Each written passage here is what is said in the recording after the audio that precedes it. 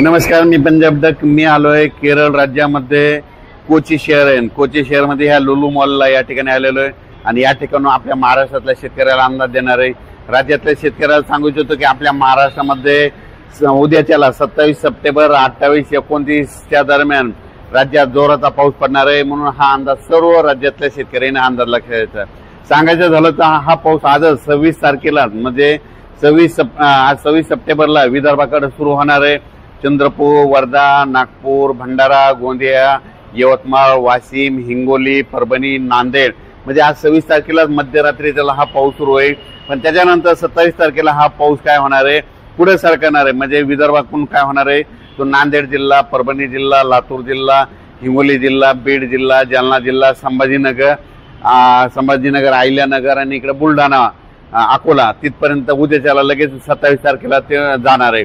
त्याच्यानंतर 28-29च्या दरम्यान तो संपूर्ण पश्चिम महाराष्ट्राकडे जाणार आहे। म्हणजे सोलापूर जिल्हा, सांगली जिल्हा, सातारा जिल्हा, पुणे जिल्हा, मुंबई, कोकणपट्टी, अहिल्यानगरहून तसंच नाशिकहून नंदुरबार, धुळे, जळगाव, मुंबई संपूर्ण तसंच सगळीकडे संभाजीनगर करत असं काय होणार आहे 27, 28, 29, 30 दरम्यान जोराचा पडणार आहे। कुठं रिमझिम पडणार आहे, कुठं अतिवृष्टी होणार आहे, कुठं मुसळधार पडणार आहे, म्हणून हा अंदाज लक्षात। पण राज्यातल्या सर्व शेतकऱ्याला सांगू इच्छितो की आज दुपारपर्यंत ज्यांचं काही सोयाबीन काढलेलं असेल तुम्ही झाकून ठेवा, कारण की राज्यामध्ये आज उद्यापासून म्हणजे 27 सप्टेंबर पासून ते 2 ऑक्टोबर पर्यंत जोराचा पाऊस पडणार आहे, म्हणून हा अंदाज लक्षात। परत महाराष्ट्रातल्या शेतकऱ्याला एक आनंदाची बातमी, राज्यामध्ये पाऊस करण्याचा जोर म्हणजे ऑक्टोबरच्या दुसऱ्या आठवड्यापासून पावसाचा जोर ओसरणार आहे। पाऊस निघून जाण्याच्या तयारीत राहणार आहे। म्हणून आज सोयाबीन काढायची असली तर ऑक्टोबर महिन्यामध्ये तुमची सोयाबीन काढू शकता, कारण की ऑक्टोबर महिन्यामध्ये पाऊस ओसरणार आहे, पावसाचा जोर ओसरणार आहे, पाऊस निघून जाण्याची तयारी ठेवणार आहे। म्हणून हे लक्षात 2 तारखेला एकदा जाळीधुई आल्याच्या नंतर सगळ्यांनी समजून घ्या की लगेच 12 दिवसाला पाऊस महाराष्ट्रातून निघून जातो, म्हणून हा अंदाज लक्षात। सांगायचं झालं तर मग हा राज्यामध्ये आता अतिमुसळधार कुठं पाऊस पडणार आहे।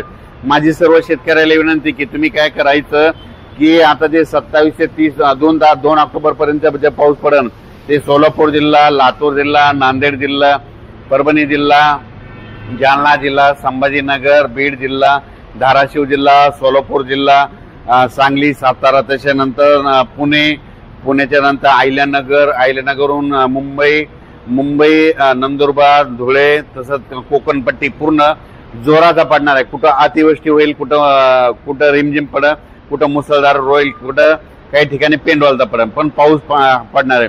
त्याच्यानंतर अद्यापही आतापर्यंत महाराष्ट्रात ज्या ठिकाणी देखील पाऊस पडलेलाच नाही त्या ठिकाणी देखील हे पाऊस शेवटचा असेल, म्हणून हा अंदाज सर्व राज्यातल्या शेतकऱ्यांनी लक्षात घ्यायचा। आणि तुम्हाला एक सांगू इच्छितो, मी एक कामासाठी आम्ही केरळ या ठिकाणी अभ्यास करण्यासाठी आलो होतो। तर केरळ राज्यामध्ये कोची शहर आहे आणि कोची शहरामध्ये आमचे नेव्हीमध्ये मित्र आहेत भोपळे, तर यांच्याकडे आल्याच्या नंतर आम्ही या ठिकाणाहून म्हटलं आपल्या महाराष्ट्रातल्या शेतकऱ्याला कोचीहून एक अंदाज देऊ, म्हणून या ठिकाणी अंदाज देत आहेत। राज्यातल्या शेतकऱ्याला परत एक आनंदाची बातमी, ऑक्टोबरमध्ये सर्व शेतकऱ्याची सोयाबीन काढायला आले। तुम्ही काय करा, 2 ऑक्टोबर नंतर पावसाचा जोर होता, मग तुम्ही काय करा, तुम्ही तुमची सोयाबीन काढा, दुपारपर्यंत काढायची, चांगलं ऊन भेटलं की उचलायची, ढिगल मारून ठेवायचा।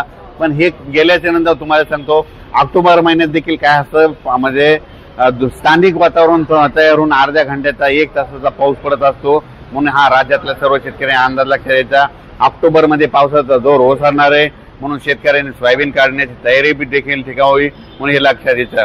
आणि त्याच्यानंतर या 27 ते 2 ऑक्टोबर दरम्यान जे नदीकाठचे शेतकरी आहेत, तळ्याच्या बाजूचे आहेत, काही ठिकाणी एक्सेस पाऊस जास्त पडणार आहे। मग जास्त पाऊस पडल्यामुळे नदीला पूर येणार, पूर आल्याच्या नंतर तळ्यामध्ये पाणी जाणार, तळ्याचं पाणी सोडावं लागणार। त्याच्यामुळे आपण आपल्या पाळीव प्राण्यांची स्वतःची काळजी घ्या। या पावसामध्ये विजेचं प्रमाण एक जास्त असणार आहे, वाऱ्याचं देखील प्रमाण जास्त असणार आहे, म्हणून हा अंदाज लक्षात घ्यायचा।